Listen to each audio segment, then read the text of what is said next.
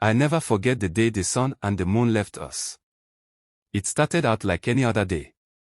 The sun, a good friend of mine, had been spending his time down here with us on Earth. Back then, the sun, the moon, and water all lived here too, just like people.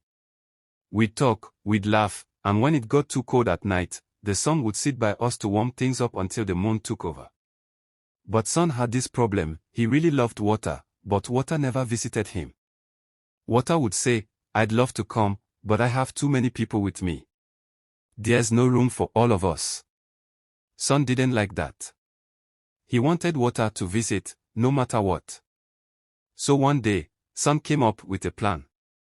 He built a huge house, way bigger than anyone had ever seen. He came to me, all proud, and said, "Now water can't say no. There's more than enough space."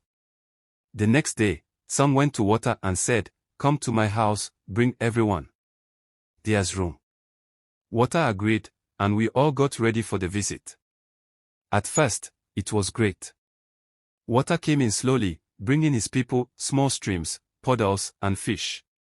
They filled the floor, and sun was happy, saying, "See. Plenty of room." But water kept coming. His people didn't stop. Rivers and waves came in, covering our feet. "Is there still enough space?"